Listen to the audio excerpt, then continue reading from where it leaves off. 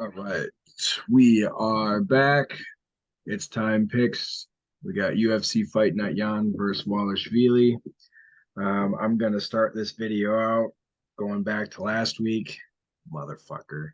John Jones, he did exactly the opposite of what we thought he was going to do. He did look good. Still don't like the guy, but good for him. It's good for the sport. Lots of fans are happy. He looked great. Cyril Gahn just looked scared. Not really many other ways to put it. But yeah, no, congratulations to John Jones. He's back in, the top of the everything. So I look forward to his next fight. I will be on him in his next fight against Stipe. We'll get to that whenever that is happening. But Joey, what do you think, man?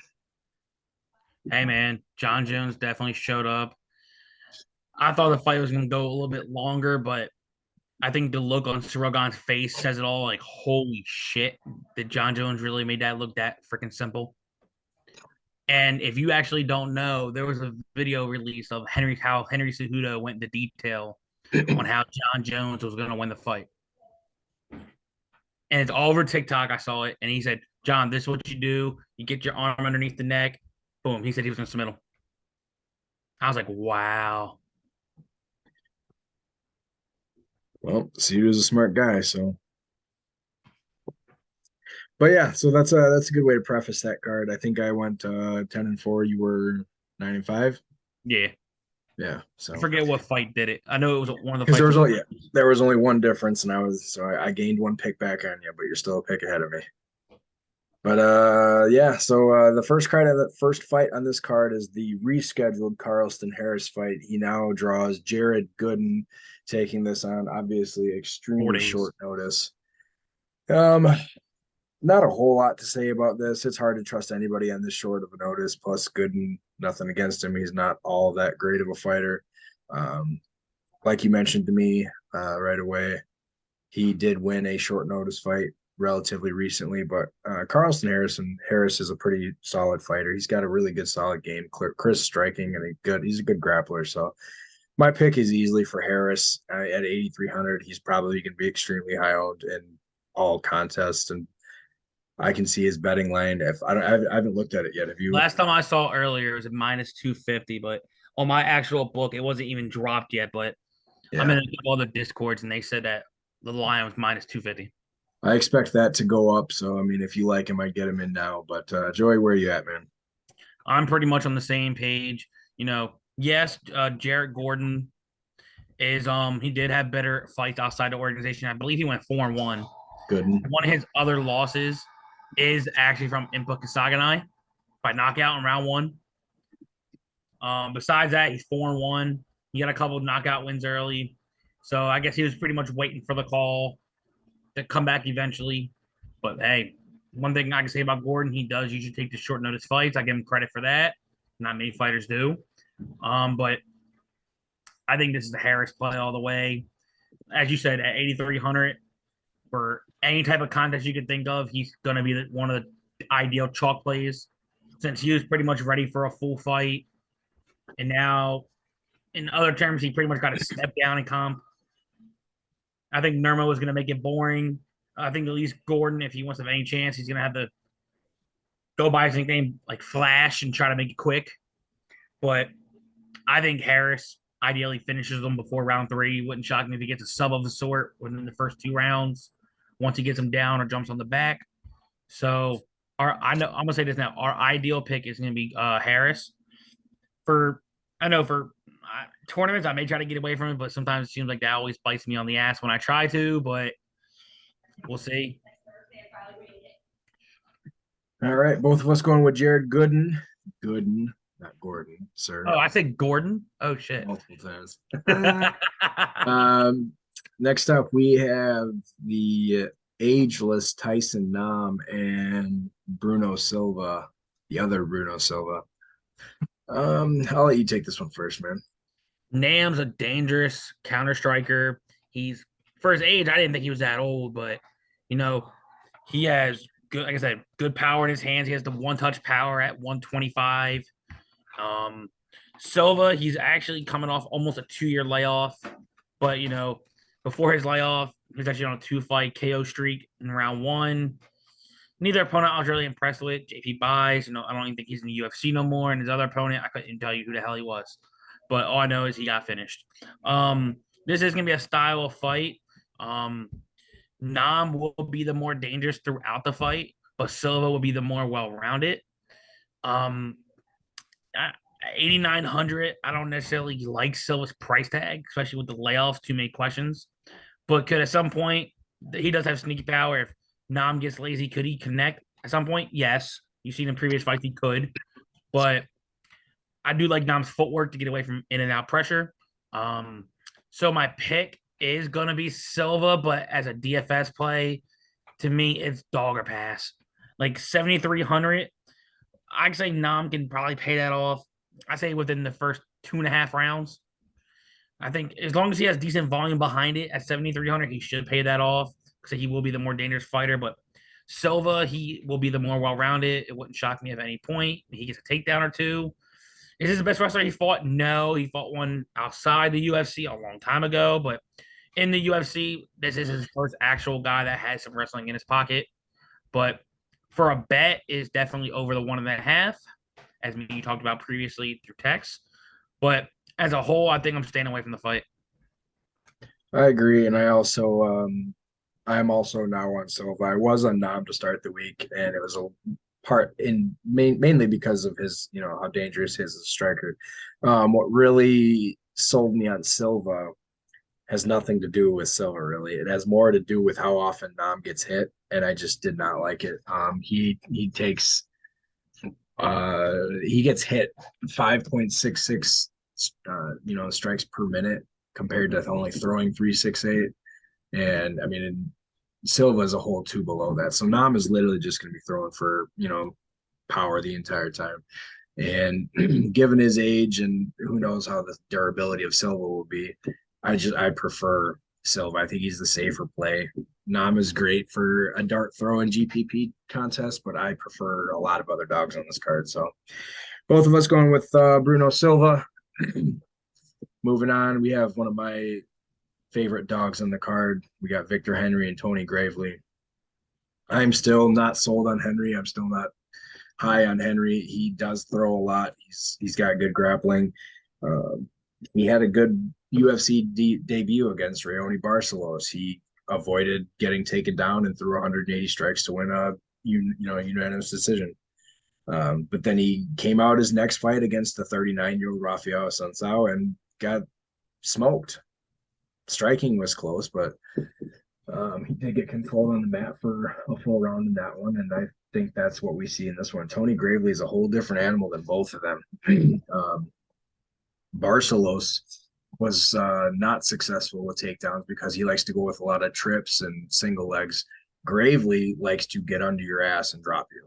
And if it's only going to take one clinch for him to put Henry down in this one, and I think he controls the fight down there if he doesn't find a ground and pound finish. But on the feet and the striking, I think the striking will be relatively close. Henry will have a little more volume, but I think Gravely has a little more power. So for me, this is all Gravely. I love him in this one. I love that he's the dog, and I love that he's got plus money. So that's where I'm at.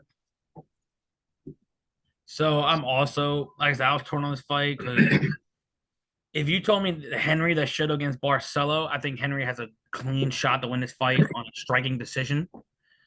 But I don't understand from how you went from taking out one of the better prospects during that time in your debut, outclassing them on the feet, stopping takedowns, to getting absolutely controlled by mainly a jiu-jitsu guy, not a wrestler, a jiu-jitsu guy able to take you down and control you and win.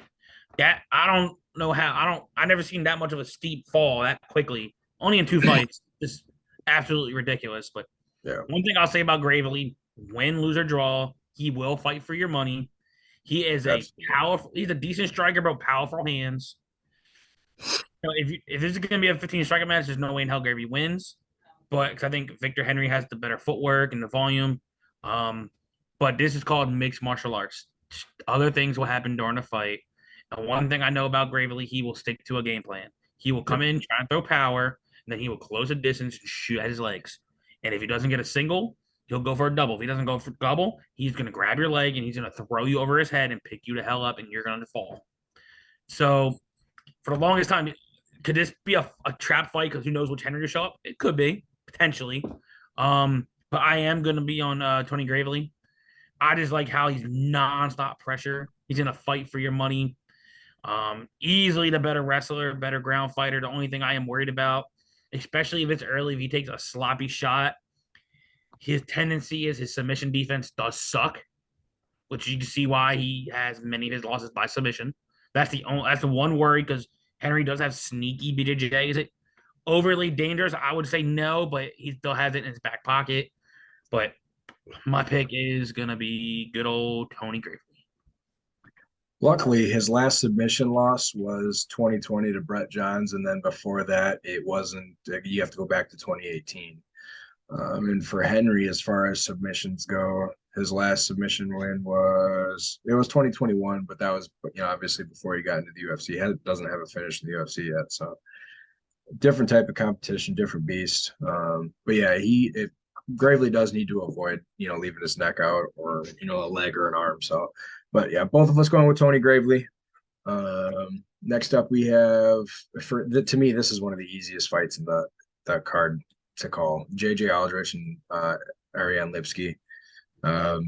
Shit. Aldrich showed against Blanchfield she has what it takes to be one of the top female fighters in the UFC. She's got excellent wrestling. She actually has pretty decent striking, but the second she puts you on the ground, man, she knows how to move from side mount to top mount to get on top, and then she can reign.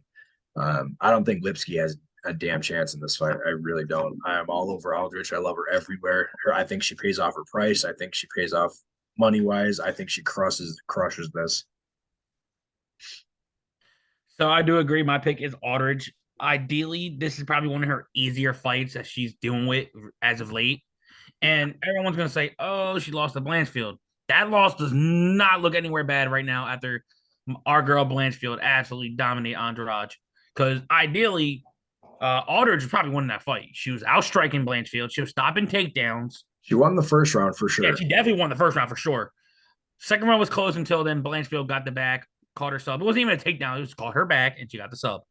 But I keep thinking Aldridge's been in the UFC for ages, what she has. I thought she was a lot older. She's only, 30, 31? So she's 20, 30. Yeah, I think she's 30. Yeah, so she's still young in her career because she came, I think she was same Ultimate Fighter season as Tatiana, maybe? I could be wrong on that year, but I want to say Tatiana. But she's improving a lot throughout her time. And Lipski, if she's going to do anything, I think she's going to try to have to catch Aldridge at some point, especially on the feet. Because I give Lipski, she does have power. Aldridge is mainly volume move. I do think this fight is a decision, and it wouldn't shock me if Aldridge absolutely dominates the bell. Aldridge doesn't even need takedowns. Will she get takedowns? I think at some point she will get takedowns. I wouldn't be surprised if Aldrich wins this by finish.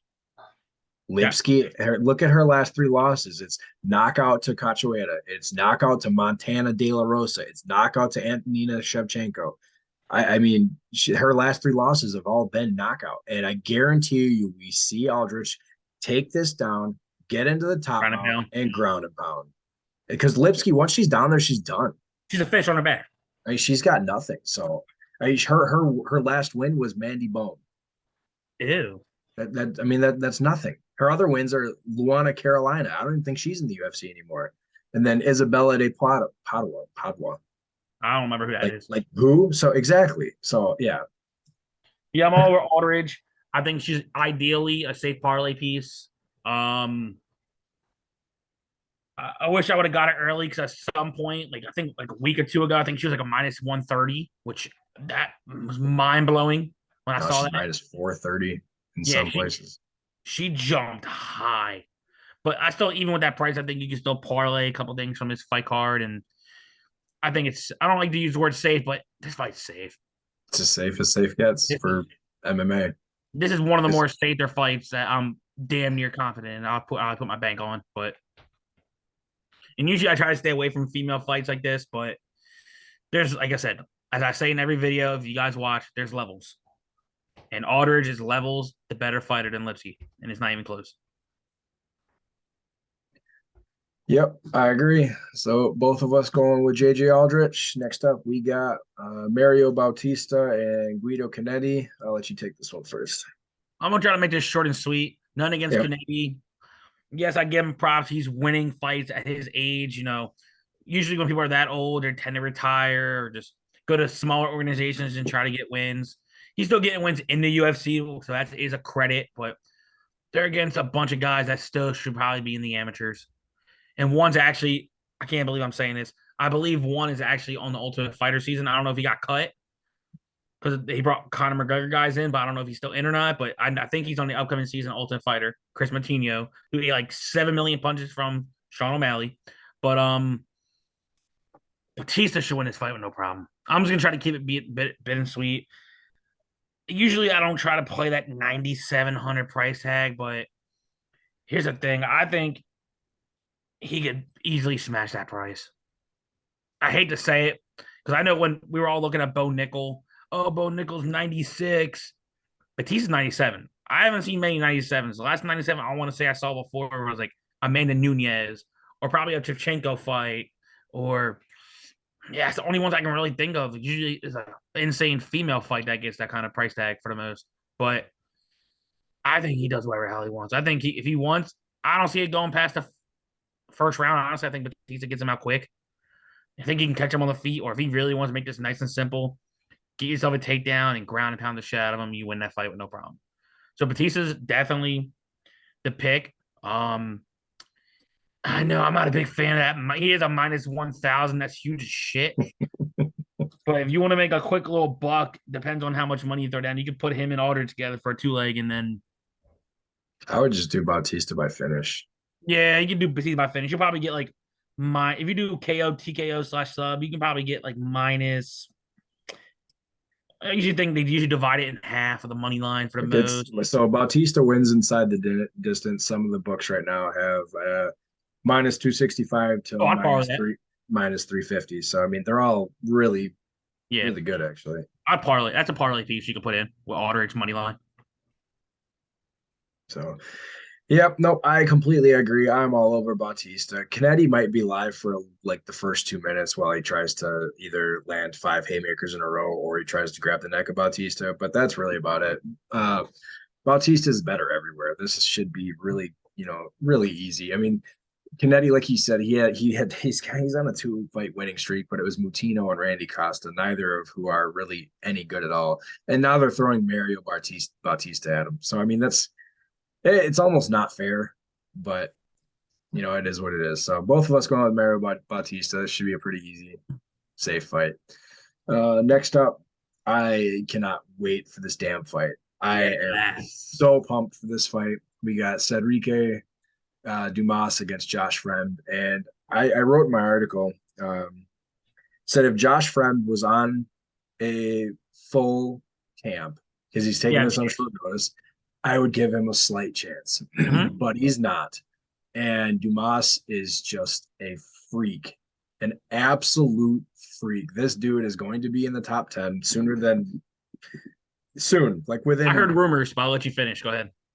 Probably like within a year and a half to 2 years tops, he'll be in the top 10. This kid is amazing. I do not see this fight making it out of the first round. Josh Frem is either going to get laid out or choked out. It's going to be one or the other. Dumas should be owned in every contest, everywhere. He is probably going to be the highest owned person on this slate. He's not even expensive. Lock him in your bets. This is lock of the card. This is lock of everything. Dumas all the way. So you're jumping on board with my dude I told you about. Go ahead, my boy, because Dumas is that man. And he came up as this, it's almost like the same like Miami street fighting, almost like Jorge Masvidal. But I went back saw street fights. He was bossing people around, but it's a street fight. Okay. When I heard about him for the debut, I'm like, okay, he's a street fighter. What else can he really do? That boy got some mean kickboxing. He actually has some decent, well-rounded wrestling. Sneaky Brazilian jiu-jitsu. If there's one thing he can work on, yes, it's his get up game. There was an interview saying, look, if I do get taken down, don't worry. I may be down for a minute or so, but I will get my ass back up. So he knows he has a lot to learn on the ground game. So that's all good and well. He's a vicious dude. Like I remember I believe he was a dog in his Dana White Contender Series fight, and he absolutely steamrolled the guy under 1 minute. He was he was a plus 130 dog And I against. snatched that line as soon as I saw it. And I wish I would have got the line earlier. His line at earliest was like a minus 135. And I had crazy thing. I had to bet down. I forgot to place it. I woke up from a minus 135 to a minus 185. Damn. And now he's minus 200. Hey, he's at minus 200 and some minus 220. Like, get it in. Look, he is my favorite play. I told you once I saw his name, all I said was, holy shit. He is my favorite play. I'm playing him in any contest that I play on DraftKings. I already have a 2-unit bet on him as a straight, and I have another 2-unit bet on him in a parlay. With who? You'll see. No, I mean, I wouldn't hate you messed it. Up. You messed up then. Look, I may make another one with him. You should. Like, I'm dude. I got money to make this weekend. All right, we'll get to that later. Yep.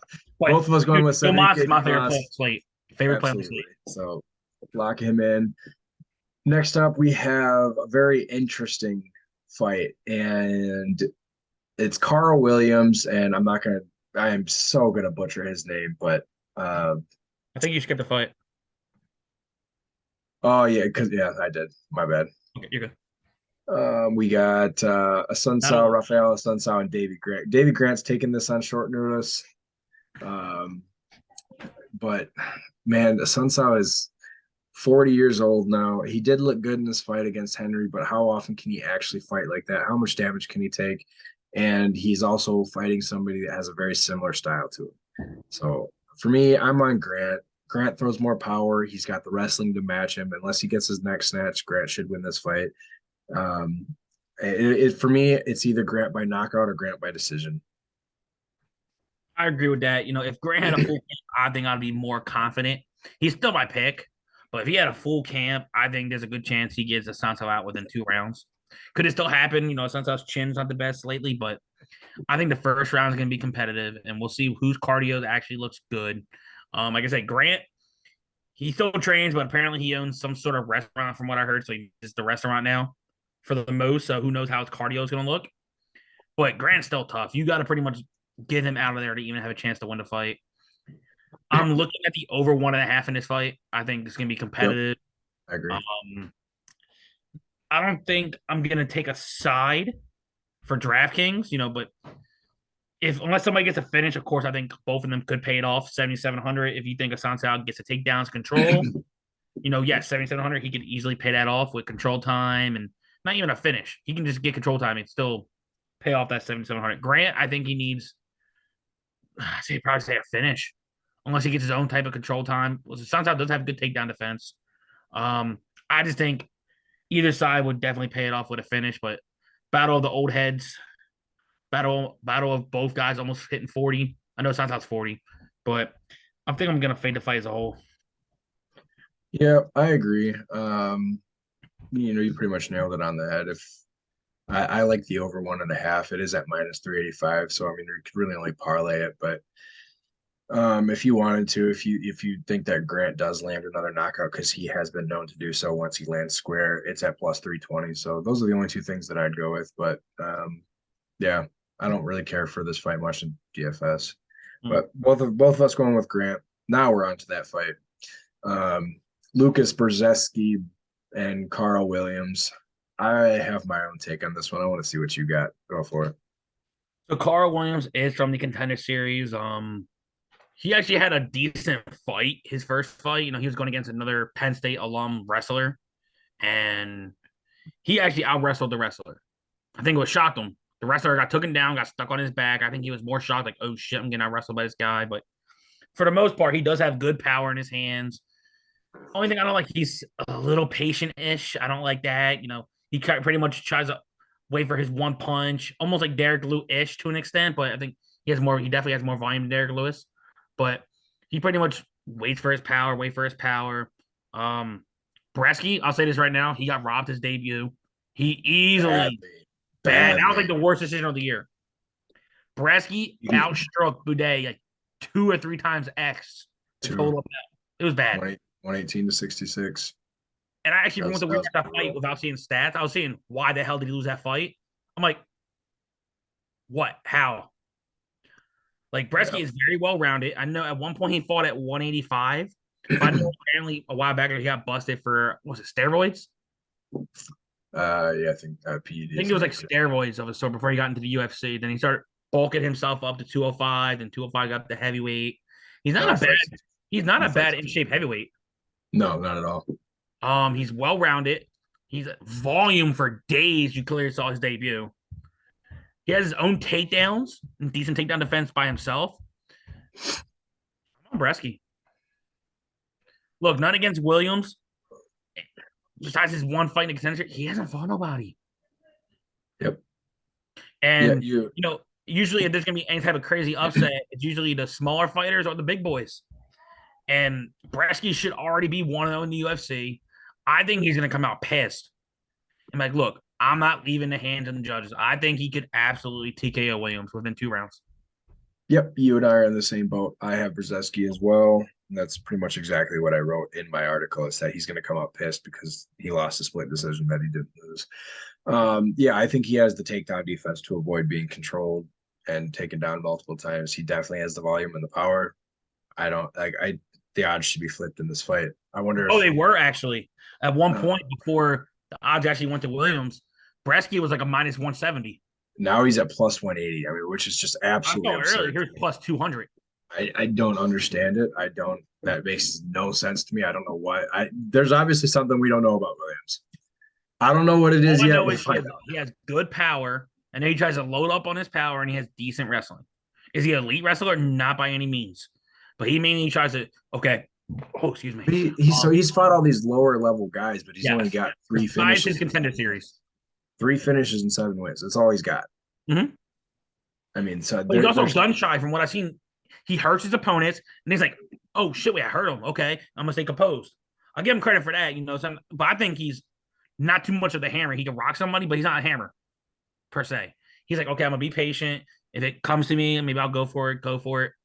I think Bresky is gonna come out and just try to prove a point. Like, look, I'm not getting screwed again by these judges. I'm gonna come out, and honestly, I think he could be low owned.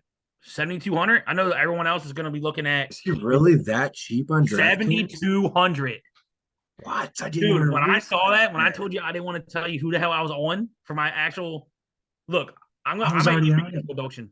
You ready for this prediction? I haven't said this all year. I'm gonna point down right now. You ready? Mhm. Not many people know this, except for you, but people are gonna learn. He is And my they Ludovic Klein pick. can't be. I'm on him too, so it doesn't work. Hey, I was on him first. Not true.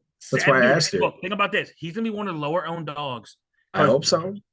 Look, Dvalishvili, people are going to be on him. Gravely, Ryan Spawn, people are going to be on the main underdogs like that. People are going to probably forget about this heavyweight fight to an extent. I hope so because I'm playing him. And there's only like 50 people that watch this video, so good for the 50 that watch, I guess.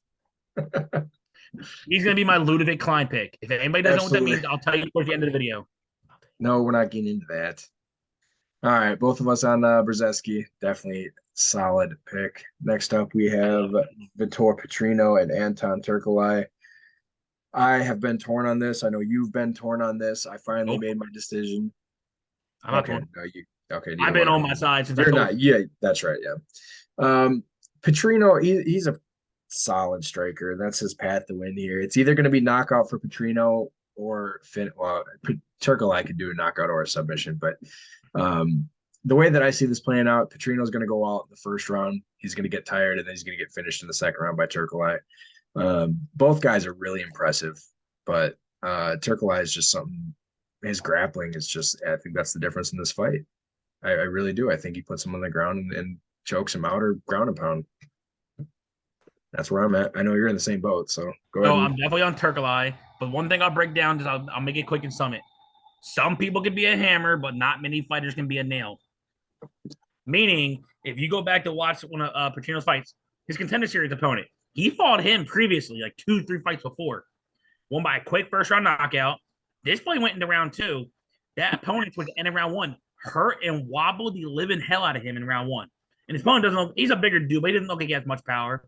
But Chirkalot, he has power in his hands. He has early finishes. He has submissions, but he's mainly a TKO guy. In his Dana White contenders here fight, everyone's like, oh, he's going to look flashy finishes. He has the record for the most takedowns in Dana White history, 11 for 16. And yes, he had low end wrestling. That didn't look like low end wrestling to me. 11 for 16 for over like 10 minutes of control time. And he was still throwing punches in the landing. And everyone's gonna say, oh, you lost, he gets a fight lost in UFC. I'm sorry. He's anybody. Look, Jonathan Almeida is gonna damn near beat everyone at heavyweight. I may say a bold prediction. He might be John Jones. It's gonna beat everybody. We've already been saying that. Yeah, he's a bad boy. Like, so you pretty much threw him to the wolves and like, hey, maybe we'll do you a favor. I don't think there's a favorite match because now it's actually two explosive fighters. But I don't like the dude's cardio at the round one for Petrino.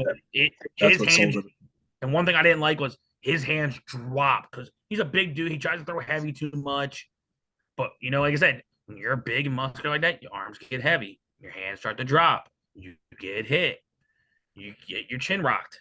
I think that's what could happen. But one thing I'm hoping is Tokoli, this fight, he comes in aggressive. I still don't think Pedro can handle being the nail. I'm gonna keep saying that. A lot of people understand the logic. I know you do, but not many people understand that logic. Either he finishes his fight early, or I think he could break the slate. If he's like, you know what, I'm just gonna go takedown, control, takedown, control. He's not gonna get 11 takedowns. So if he does, then Christ, I don't even want to imagine what the score is gonna be. But especially with volume and everything else he tends to do. But I'm easily on Hercule. And it's not even close. I think he exposes this kid for his one-dimensionalness. Probably. So both of us going with Anton Turkalai. Yep. Next up, we have Saeed Nurmagomedov and Jonathan Martinez, and I'm still pissed off that they are disrespecting Martinez this much. Oh, yeah. Does not make any sense to me. He should not be a plus 205 dog. He should not be 7,100 of DraftKings. I don't make any sense of it at all because Saeed Nurmagomedov will not wrestle or grapple unless you initiate it. That's how he got the submission last fight. Typically, he is only a striker. For me, Martinez throws more volume, and he is throwing. Nurmagomedov is orthodox. Martinez is southpaw. So those leg kicks that are coming in from Martinez, which are nasty as hell, are going to just butcher Nurmagomedov until he can't move his leg anymore. And I think the volume takes over. I think he wins a volume-based decision. At 7,100, that is easily going to break the slate. He'll probably score 90-something points. One guy he's also training with a lot is Chris Gutierrez, who actually, unfortunately, knocked out my man Frankie Edgar. And I think Gutierrez has some of the hardest kicks in the UFC. He throws every amount of force in this kick. Nurmagomedov, when people think about Nurmagomedov, they're thinking about the wrestler, the grappler. He is the opposite Nurmagomedov you can ever think of. But against him, he has Crips boxing, decent volume, decent takedown defense, low end, Brazilian Jiu-Jitsu, which he showed his last fight to come back to win, which he was getting absolutely dominated in. And I was upset. I was kind of buttered because I was on the other side. I was torn. This is one of the main fights I told you I was torn about. But one thing I hate to say, Nurmagomedov finds ways to win. I hate to say it. He can do it in a low-scoring decision. He finds a way to win. He can rock somebody late and maybe get a late TKO. I think this fight could potentially be fight of the night. I think these two guys are going to let the hands go. For DraftKings, I'm not playing Nurmagomedov. I don't, unless he gets a finish within under 2 rounds, then he pays it off. But this is a dog or pass fight, and this is probably one of my least confident picks. I'm going to be on Nurmagomedov. He finds ways to win. We at least finally have a different pick. Oh yeah! Wow, that's the only one so far.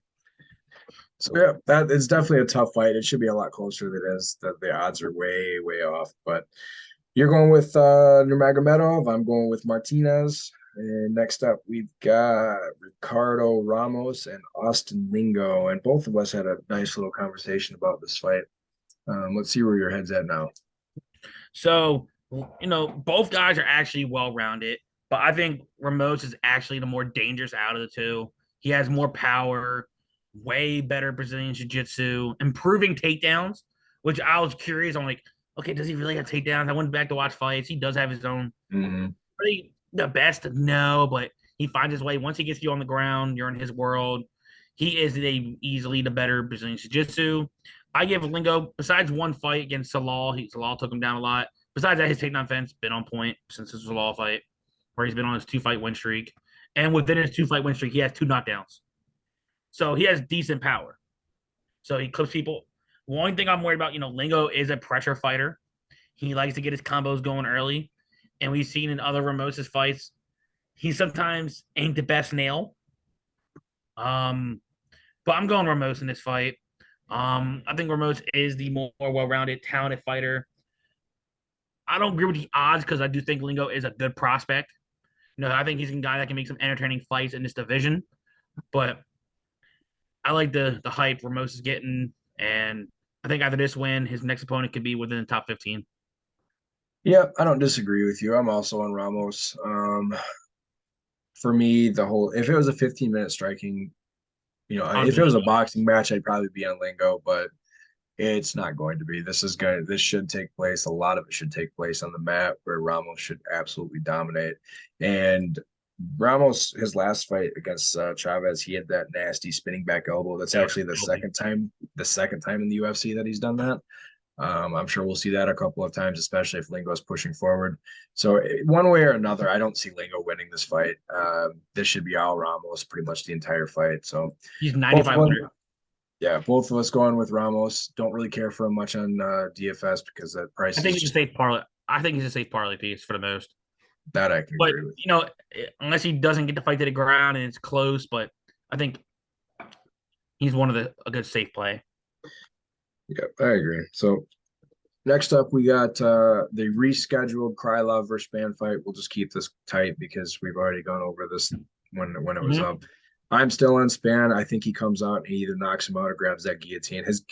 He's got one of the best guillotines in all of the UFC. So I'm still on Spann. I like the pressure. I like the way he's looked. Krylov is just old and slow to me at this point. He's very defensive, which wins in a lot of fights. There's nothing against him, nothing wrong with that, but I like Spann.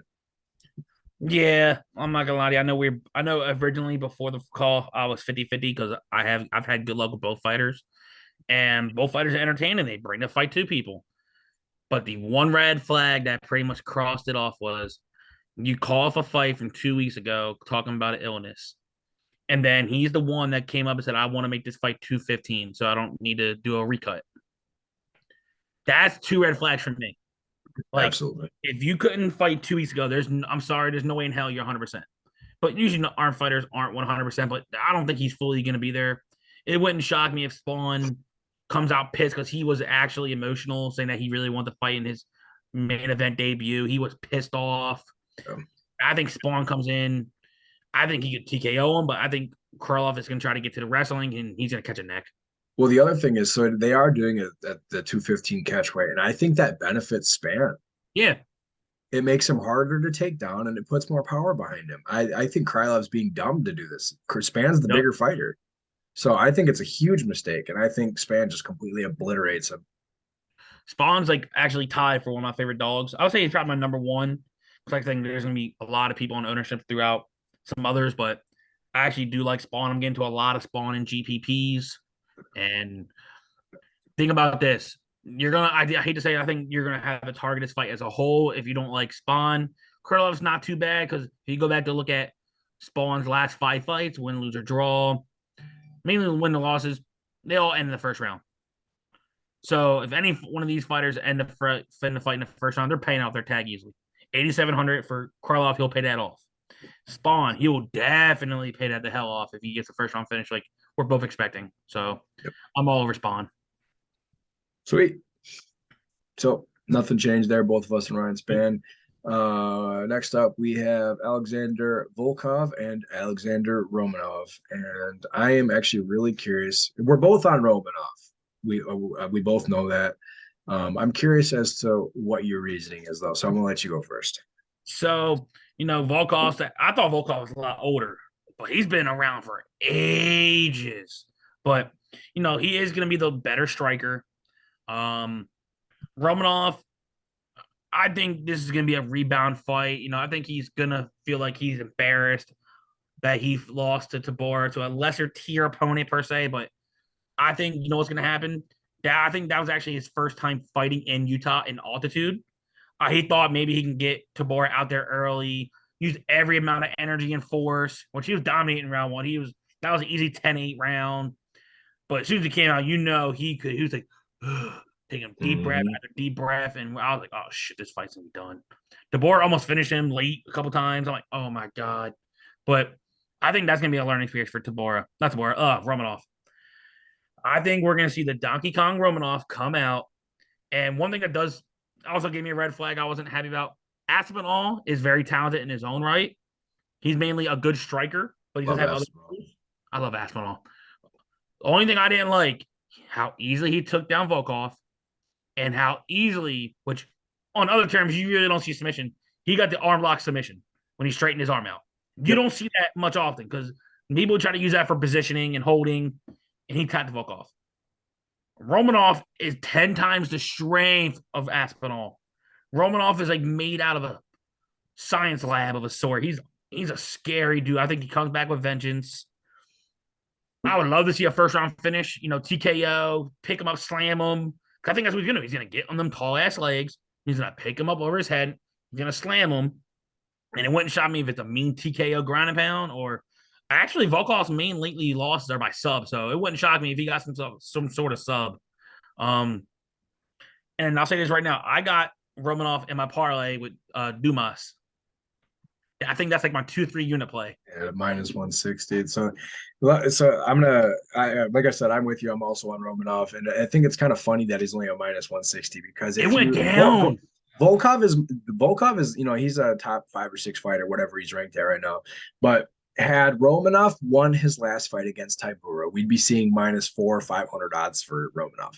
And the only reason they're this low is because he lost. He showed that he had absolutely zero cardio after that first round. And I do think the altitude did have something to play with that. His first time. He still would have gotten tired. There's no doubt about it, but he probably would have lasted a little longer. That said, Volkov is tall and lanky, and that just makes it easier for Romanov because it's the bigger guys, like the big stocky guys, that are harder to take down.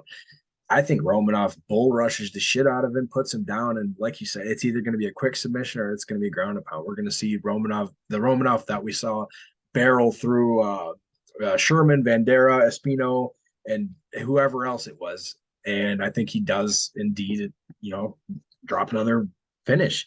So it should be another exciting fight. So I don't know if you actually noticed. Romanov's 8,600. Yep.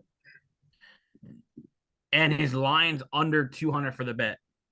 You will never see that from Romanov again. No, you won't. Just know that. He should win this fight.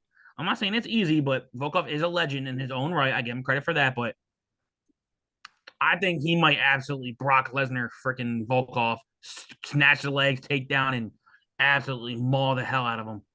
And I'll say this right now. If he does it in the first round, he will easily pay off that 8,600. I think he could do for 3. Now he's not worried about altitude. Takedown. Because I can guarantee he's working on his cardio. That was probably, look, I'm absolutely embarrassed. There's no way how I'm that happen again. Yep. I think that's the type of mindset he has. It wouldn't shock me. Let's say if he does it for 3 rounds, takedowns, control, takedown, grind. He's paying off that even with a decision. He does that for if he were to do that for 3 rounds, we'd be looking at 130, 140 for his score. But I prefer him not. I prefer not to have the chance of him, gassing late and then gassing and getting finished. But Volkov doesn't have the best cardio either. But both of us on Romanov. I think both of us. Romanov is an easy play everywhere, my opinion. I finished so 8,600. I agree absolutely. Next up, we have the main event, and God damn it, I'm torn on this one. Okay, I'm not torn. I know who I want. I love both of these fighters. I've been on Dvalishvili since he came in, and I've been on Jan's longer. So we got Piotr Jan and Merab Dvalishvili. Dvalishvili has risen very, very quickly, beating the likes of everybody, and he's done it with well, wrestling, and that's really Grant. it. He might have the best cardio in the division. It's insane what he can do, but we also haven't seen him in 5 rounds, so I can't really say that. His fight against Aldo, we all watched it. He held him up against the cage for 15 minutes. It sucked. Aldo also didn't really try his best to get off. It No. was rather frustrating. Jan will not have that issue. So we talked about this. Jan probably lost that second Sterling fight. It could have gone either way, but he did probably lose it. Jan definitely beat O'Malley. You're fucking stupid if you say that he did. He did. He won the first 2 rounds, and that was that. Jan is easily, by far and away, the better striker in this matchup. He's probably the better grappler, and their wrestling is going to be really, really even. So when it comes down to it, both of these guys, I think Jan's going to be pissed for one. And you also have to wonder if he's going to do anything stupid like a knee when Merab's on the ground or something. He has teammates with Sterling. So yeah, I'm on Jan. I think the switch stances will also throw Dvalishvili off a little bit. Dvalishvili is going to shoot for a lot of doubles. That's what he does. But he's got really, really good takedown defense. It might be the best in the division, actually. Sterling was able to get him down a couple of times, but a lot of it was, dragging him down from his back or, whatever silly thing. So Dvalishvili is not as good as Sterling, at least not yet. I'm all over Jan. I love Jan. His price isn't overly high. He should score well in 5 rounds if it goes that long. So Jan for me all day. I'm on Jan. As you brought up the Auto and the Philly fight, I can't believe I rewatched that earlier. I lost about damn near 25 minutes because I stopped going back and forth on my life. So probably lost some brain cells too. Yeah, I definitely did. I think this fight could be damn near somewhat close to how that Auto fight was, but Jan's gonna be more offensive. Or at least he should. If you watch that Auto fight, Auto's like, okay, yeah, I'm just gonna hold you. No, you're not taking me down. I'm not gonna hit you. Yeah, keep on trying, keep on trying. It wouldn't shock me at points where Jan's gonna throw knees, Jan's gonna throw uppercuts. And another thing, remember the fights start on the feet. They're not starting on the wrestling mat. They're not starting at hands overhead. One thing that is a red flag from Dvalishvili, he got absolutely rocked against an older Marlon guy who is nowhere near the prime, and he's losing in PFL now. That was I'm talking about. He was rocked multiple times early, almost finished. I thought Mirage was like, I think I picked Mirage that one fight. I'm like, yeah, I'll do it. See what happens. I didn't. I was on Wallish. And I'm telling you, at the round one, holy shit. You're like, yeah, now the Philly's gonna come out pissed and he's gonna win, and of course he did. But that chin scared the shit out of me. If you're getting rocked by an older Mirage with no power anymore, I don't even want to imagine if he does that same shit with Peter Yan. I think Peter Yan could put him out. My pick is Yan. I just hope it's not like the Auto, because if it is like the Auto fight, I'm fading the fight. I don't think it will be. I think Jan wins, but if it goes 5, I think okay, let's say this. If we finish within 4, I think Jan. The only thing I don't like, Jan starts so slow. And I think Dvalishvili could win round 1 because he's always a slow starter. So that's always more boost and energy for Dvalishvili. Once Jan does find a rhythm, hopefully he needs to do early because he's going to be attacking a lot of takedowns. He needs to find some sort of offense. I don't know if I want to touch the fight. That's the only thing. Here's the thing. So you go back to the most recent Jan and Sterling fight. Sterling was successful with 2 takedowns. Do you know how many he attempted? Let me say, 16, 20. He attempted 22. He was 2 for 22. That tells you how good Jan's defense is. He also does not get hit very often. So the only way that Dvalishvili wins this fight is if he does what he did to Aldo and he holds him against the cage. Jan will not stand for that. Jan will be the stronger fighter. Jan will have the better striking. He is going to hurt him. He is going to tap the chin. And if he wanted to, he could take him down. This will also depend on what referee we get, because some of the referees won't stand for Dvalishvili just sitting there and hugging him the whole time. If it's Herb Dean, it won't happen. And I got a feeling that Herb Dean is going to be in this because because Jan is in the fight. Because I want to know So who that. I forget who the ref was for the auto fight because that was absolutely terrible. yeah. So, but yeah. So both of us going with Piotr Jan. I think he's great everywhere. I think he's a great parlay piece. I think he's great in DFS. I love Dvalishvili. I have been on him since he came in. I have taken him every fight that he has been in. He has crushed every fight. He scores really well in DFS. It will not. It will end here. So Jan all the way, and that gives us our picks. We are literally different on one fight. I thought we were going to be different on a couple, but man, we're either really good at this or really bad at this. So what's the one fight we got? Oh yeah, we got the Nurmagomedov fight. You have Nurmagomedov, which that fight could go either way. So yeah, that's why I was almost torn on the Victor Henry fight. So both of us, I mean, our lock, I'm just going to say it. Our lock is absolutely Dumas. Both of us going that. We do have a few dogs. If I were to pick my favorite dog, I think I would have to go with, I think we're both going to go with Brzezinski on that too. So I think my main dogs, I'm going to try to load up on both. I can get to both. I think because the Gravy fight is so close. I know he's going to get some overall ownership. Yeah. And I think that fight is going to remain close, and Gravy only gets a couple takedowns, but the fight's close. My two pivots are going to probably end up being Spawn and Bresky. Yep, I agree. I'm right there with you. So, if I'm gonna do an absolute hot take here. I'm gonna go with JJ Aldrich, first round ground and pound finish. Ooh, at low ownership. Yeah, so dude, 9,400. You know the crazy. I actually still have her in my pool, and I have other fighters around her crossed off. So I'm like, look, I usually don't play. I don't think I've never played an Aldrich fight, but this one I'm definitely considering. I know you said Dumas our hot take, so I'm not really going to go there because we're high on him. You mentioned Bresky is the favorite dogs. I think Romanov's back. I think Romanov's going to come back like a vengeance out of hell, and I think he's going to steamroll Volk. I love Volk. I love Volk, but Romanov's a whole. He, like I said, if he gets any type of decent striking, he's going to be scary for anyone at that weight class. Because he's like the better version of what Brock Lesnar should have been. I can agree with that, actually. Yeah. So that wraps up this episode of It's Time Picks. You got anything else to add before we head off here? No, sir. All right. Next week's card, if I can get to it. Usman Edwards 3. Yeah, I want to see the whole card, and I can't. I might go to the casino for that one.